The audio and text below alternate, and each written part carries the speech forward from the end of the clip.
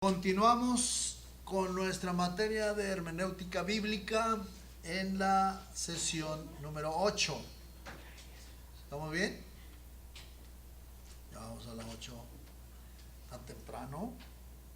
Bueno, nada más quiero hacer una cuestión pequeña sobre lo anterior. Estábamos con los arameísmos. Un arameísmo es una expresión idiomática peculiar del idioma arameo.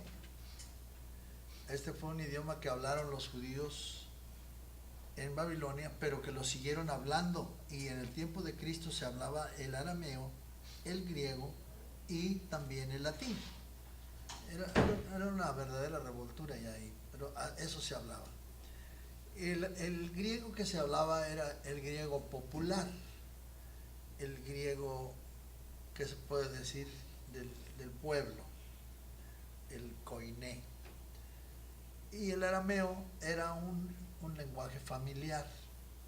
El latín era un lenguaje ya para ciertas cuestiones escritas dentro de los juzgados y todas esas cosas se hablaba latín porque el gobierno era romano.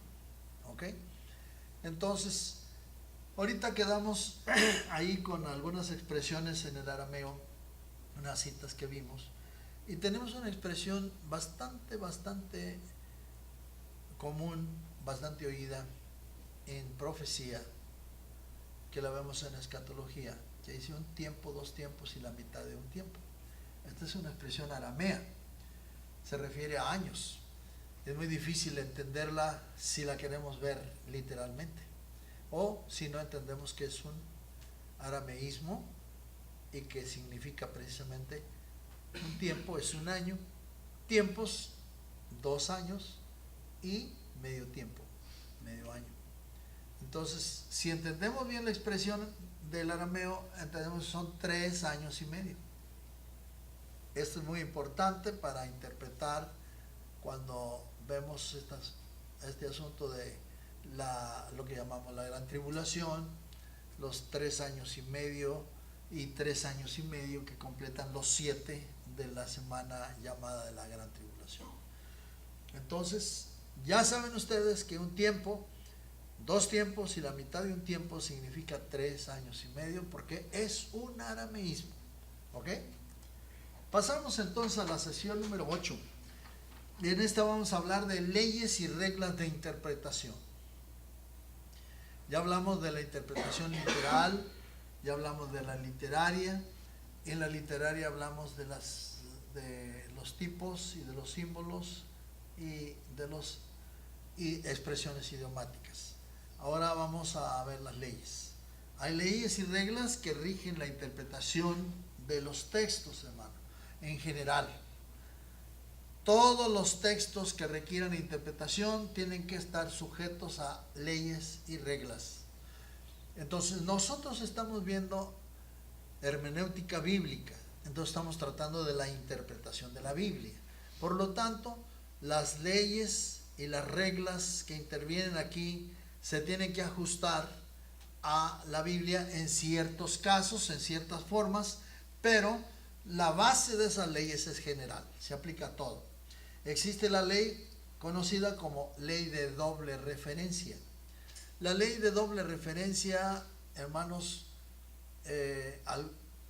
vamos a hablar de Terry, uno de los que escriben hermenéutica y que hablan bastante sobre esto.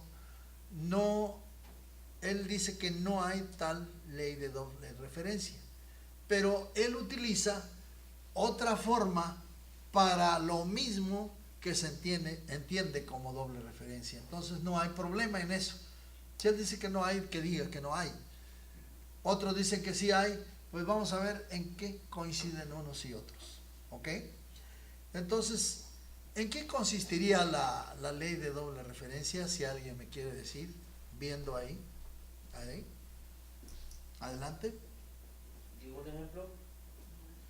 No, Ok. los ejemplos no. ¿En qué consiste? Primero. Consiste en encontrar una segunda referencia en un relato o información de un texto bíblico que en primer lugar se refiere a alguien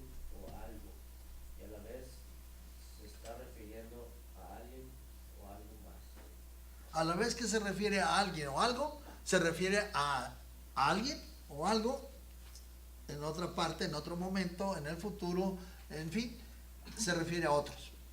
Entonces tiene doble referencia. Para mí es más claro la expresión doble referencia porque se está refiriendo a alguien o a algo que también a la vez se refiere a alguien o algo en otro momento o en el futuro. ¿Ok? Y los ejemplos los tenemos primero Isaías 14, 12 al 17 y Ezequiel 28, 13 al 19.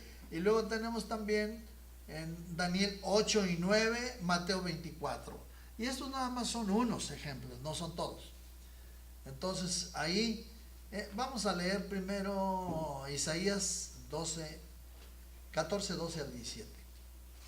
Como caíste del cielo. A ver, está mal leído. Está mal leído, dije. Quiero decir que hay que leer bien para entender. No tiene acento. Ok. Nada más, perdona que te tome como ejemplo, pero la verdad lo que quiero señalar a todos es, si no tomamos en cuenta los acentos, estamos diciendo otra cosa diferente. Ahí no está diciendo como caíste del cielo, no. Dice, ¿cómo caíste del cielo? Así. ¿Cómo caíste del cielo? ¿Ok? Dígalo. ¿Cómo caíste del cielo? No, tampoco, no pregunta.